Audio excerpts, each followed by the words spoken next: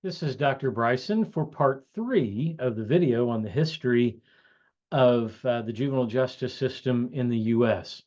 In this particular video, we're going to talk about at the very beginning of the U.S. beginning its reforms, or actually, we should probably say beginning to develop its formal juvenile justice system. In the early years of the U.S., Philadelphia, Boston, and New York City were the primary urban centers. So it naturally fell to those three cities to really take the lead in some of this stuff. In 1823, the Society for the Prevention of Pauperism, I love the name of that organization, addressed the problem of, quote, dirty, foul-mouthed children who thronged the city streets and subsisted on picking pockets and other crimes. Now, remember that the child savers claimed that they had humanitarian motives. This certainly doesn't sound so humanitarian. It sounds more like they're making an eyesore in our city and we don't like it. And so in Pennsylvania, Massachusetts, and New York, houses of refuge were created. Now, houses of refuge took neglected, abused, and delinquent youth. There was no difference because they believed that a youth that was being delinquent was only being delinquent because they were facing the same things that a child who was being abused was facing. What ended up happening is that the strong delinquent children bullied pretty severely, and by this I mean assaults, sexual assaults, pretty serious thefts, those more vulnerable children. But here's the thing, there was this belief that the juveniles could be saved through hard work, just like the Brits under English common law believed if we put them in the workhouses, here if we put them in the houses of refuge. Now, reform schools and industrial homes started to develop as well. So reform schools and industrial homes were not really that much different than the houses of refuge. This is the West Virginia Industrial School for Boys in Salem. If memory serves, this building is no longer standing. But Salem is no longer a youth detention center. It has been converted into an adult prison. So let's kind of go back and look at some of these. In 1847, in Westborough, Massachusetts, the Lyman School for Boys was opened. In 1855, just 8 years later, the Industrial Home for Girls was opened in Lancaster, Massachusetts. Now, these were built under the concept of parens patriae. Now, parens patriae came from British common law. By the way, British common law used Latin terms for legal terms. We do the same thing in the US because we've picked that up as well. Parens patriae literally means the state is the parent. Parens, parent. Patriae, think patriotic. So that's the word we get the patriotic from. Okay. So the early reform schools really separated the adult and the juvenile systems. And the idea was the state is becoming the parent. So with the adults, you know, we're punishing them.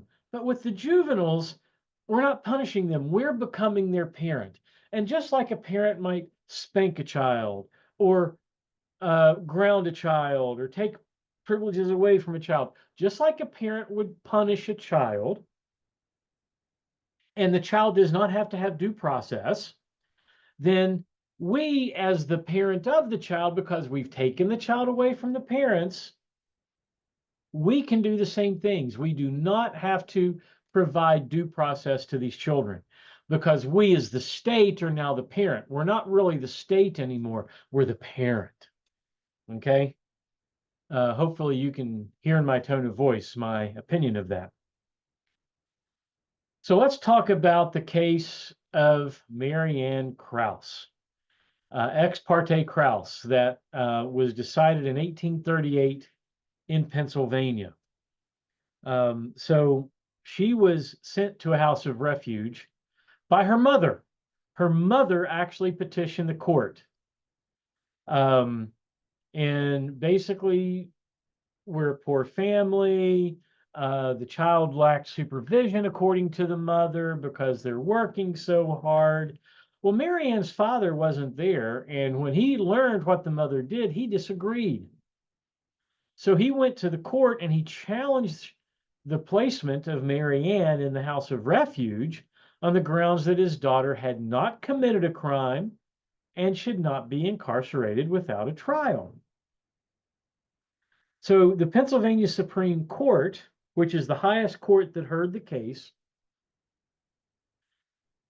became the first court to apply the concept of parens patriae from English common law in the United States. And in that their decision, they wrote, the right of parental control is a natural but not an inalienable one. Now, I want you to understand this, 1838, roughly 50 years after the ratification of the Constitution. Think about how fresh on your mind World War II might be. It was 80 years ago. It ended 79 years ago. Summer of 25 will be the 80th anniversary of, well, in April will be the anniversary of VE Day. And then I can't remember if it's August or September will be the 80th anniversary of VJ Day.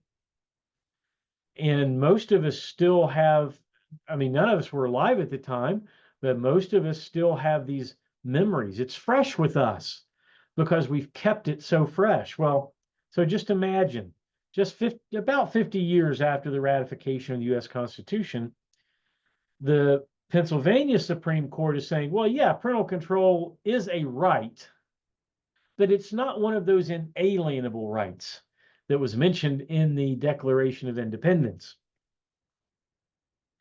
So they concluded that when parents were unprepared or unworthy to care for a child, the parens patriae, that doctrine allowed them to take that child away from the parents and put the state in loco parentes, which literally means in the place of the parent.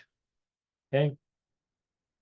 So in practical terms, the court suggested, and this is very important to understand, that Mary Ann's placement in the house of refuge was saving her, not punishing her. But one last point, and it's not on the PowerPoint slide here, that you need to be aware of. So write this down. Mary Ann, the Pennsylvania Supreme Court compared for Mary Ann the reality of her parents against the written ideal of the house of refuge. The houses of refuge were horrific places. The staff were poorly trained, were poorly paid, so they got the sexual predators. The children suffered immensely in the houses of refuge. So we are going to end here. And the next video, we will pick up with after the U.S. Civil War and the overturning of parens patriae.